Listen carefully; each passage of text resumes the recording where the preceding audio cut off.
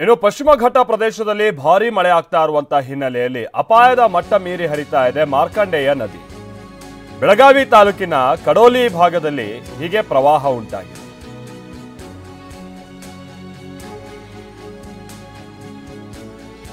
ನದಿ ಪಾತ್ರದ 100 ಎಕರೆ ಜಮೀನುಗಳು ಕೂಡ ಜಲಾವೃತ ಆಗಿದೆ.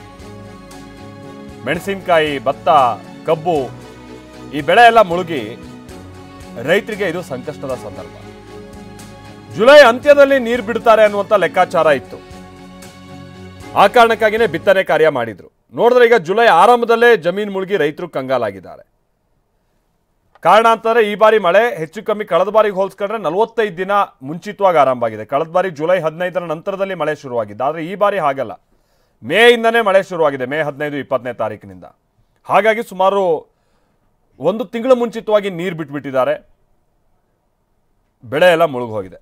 ನಾವು ಪ್ರತಿನಿಧಿ ಸಹದೇವ್ ಇದಕ್ಕೆ ಸಂಬಂಧಪಟ್ಟಂಗೆ ಒಂದು ವರದಿ ಕೊಟ್ಟಿದ್ದಾರೆ, ಬನ್ನಿ ನೋಡ್ಕೊಂಬೋಣ.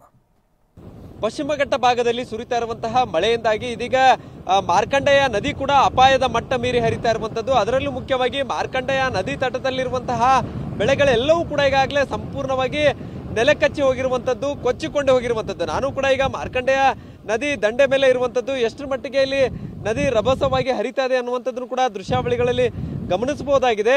ಸದ್ಯ ಈ ಒಂದು ಭಾಗದಲ್ಲಿ ಏನು ಅತಿ ಹೆಚ್ಚು ಮಳೆ ಆಗ್ತಾ ಇರುವಂತಹ ಕಾರಣಕ್ಕಾಗಿ ಇಷ್ಟೊಂದು ದೊಡ್ಡ ಪ್ರಮಾಣದಲ್ಲಿ ಮಾರ್ಕಂಡೇಯ ನದಿಗೆ ನೀರು ಹರಿದು ಬರ್ತಾ ಇರುವಂತದ್ದು. ಹೆಚ್ಚಿನ ಪ್ರಮಾಣದಲ್ಲಿ ನೀರು ಹರಿದು ಬಂದಿರುವಂತಹ ಕಾರಣಕ್ಕಾಗಿ ಸದ್ಯ ಈಗ ಬೆಳೆಗಳೆಲ್ಲವೂ ಕೂಡ ಕಂಪ್ಲೀಟ್ ಆಗಿ ಜಲಾವೃತಗೊಂಡಿರುವಂತದ್ದು. ಕೆಲವೊಂದಿಷ್ಟು ಬೆಳೆಗಳೆಲ್ಲವೂ ಕೂಡ ಈಗಾಗಲೇ ಕೊಚ್ಕೊಂಡು ಹೋಗಿರುವಂತದ್ದು. ನಾನೀಗ ದೃಶ್ಯಾವಳಿಗಳಲ್ಲಿ ಏನು ತೋರಿಸ್ತಾ ಇದ್ದೇನೆ, ಮೆಣಸಿನಕಾಯಿ ಬೆಳೆಯನ್ನು ಕೂಡ ಇಲ್ಲಿ ಏನು ಬಿತ್ತಲಾಗಿತ್ತು, ಅದು ಕೂಡ ಈಗ ಮೆಣಸಿನಕಾಯಿ ಸಂಪೂರ್ಣವಾಗಿ ನೀರಲ್ಲೇ ನಿಂತಿರುವಂಥದ್ದು. ಸಂಪೂರ್ಣವಾಗಿ ಬೆಳೆ ಮಾತ್ರ ಹಾಳಾಗಿರುವಂಥದ್ದನ್ನು ಕೂಡ ದೃಶ್ಯಾವಳಿಗಳಲ್ಲಿ ಗಮನಿಸಬಹುದಾಗಿದೆ. ಅಳಿದುಳಿದ ಮೇಲ್ಭಾಗದಲ್ಲಿ ಮಾತ್ರ ಮೆಣಸಿನ ಗಿಡಗಳು ಮಾತ್ರ ಕಾಣಿಸ್ತಾ ಇರುವಂಥದ್ದು. ಇನ್ನುಳಿದಂತೆ ಈ ಭಾಗದಲ್ಲಿ ಮುಂದ್ಗಡೆ ಏನು ನೀರು ನಿಂತಿದ್ದಾವೆ ಅಲ್ಲೂ ಕೂಡ ಆ ಮೆಣಸಿನ ಬೆಳೆ ಇತ್ತು, ಅದು ಸಂಪೂರ್ಣವಾಗಿ ಈಗ ನೀರಿನಲ್ಲಿ ಕೊಚ್ಕೊಂಡು ಹೋಗಿರುವಂಥದ್ದು.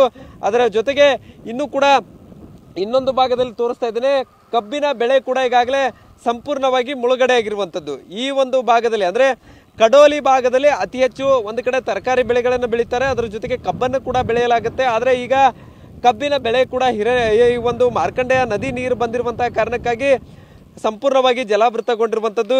ಈ ಭಾಗದಲ್ಲಿ ಅತಿ ಹೆಚ್ಚು ಮಳೆಯಿಂದಾಗಿ ಪ್ರತಿ ಬಾರಿ ಕೂಡ ಈ ಒಂದು ಕಡೋಲಿ ಭಾಗದ ರೈತರು ಸಾಕಷ್ಟು ಹಾನಿಯನ್ನು ಅನುಭವಿಸ್ತಾ ಬರ್ತಾ ಇರುವಂಥದ್ದು. ಸದ್ಯ ಈಗ ಇದೇ ರೀತಿ ನೀರು ಮುಂದುವರೆದಿದೆ, ಆದರೆ ಇನ್ನೂ ಕೂಡ ಮಳೆಯ ಪ್ರಮಾಣ ಜಾಸ್ತಿ ಇದೆ. ಅದರ ಜೊತೆಗೆ ನೀರಿನ ಹರಿವು ಕೂಡ ಕ್ರಮೇಣವಾಗಿ ದಿನದಿಂದ ದಿನಕ್ಕೆ ಏರಿಕೆ ಆಗ್ತಾ ಇರುವಂಥ ಕಾರಣಕ್ಕಾಗಿ ಈಗೇನು ಬೆಳೆಗಳೆಲ್ಲವೂ ಕೂಡ ಕೊಚ್ಕೊಂಡು ಹೋಗ್ತಾ ಇದ್ದಾವೆ. ಇದರ ಜೊತೆಗೆ ಇನ್ನೂ ಕೂಡ ಹೆಚ್ಚಿನ ಪ್ರಮಾಣದಲ್ಲಿ ಬೆಳೆಗಳು ಕೊಚ್ಕೊಂಡು ಹೋಗುವಂಥ ಆತಂಕ ಕೂಡ ರೈತರಿಗೆ ಎದುರಾಗಿರುವಂಥದ್ದು. ಒಟ್ಟಾರೆ ಅತಿ ಹೆಚ್ಚು ಮಳೆಯಿಂದಾಗಿ ಈಗೆಲ್ಲವೂ ಕೂಡ ನದಿ ಎಲ್ಲೋ ಉಕ್ಕಿ ಹರಿತಾ ಇರುವಂಥದ್ದು. ಇದರಿಂದ ಸಾಕಷ್ಟು ಪ್ರಮಾಣದಲ್ಲಿ ರೈತರಿಗೆ ಹಾನಿ ಕೂಡ ಆಗ್ತಾ ಇರುವಂಥದ್ದು. ಸರ್ಕಾರ ಕೂಡ ಸೂಕ್ತ ಪರಿಹಾರ ಕೊಡಲಿ ಅನ್ನುವಂಥ ಮನವಿಯನ್ನು ಕೂಡ ರೈತರು ಮಾಡಿಕೊಳ್ತಾ ಇರುವಂಥದ್ದು.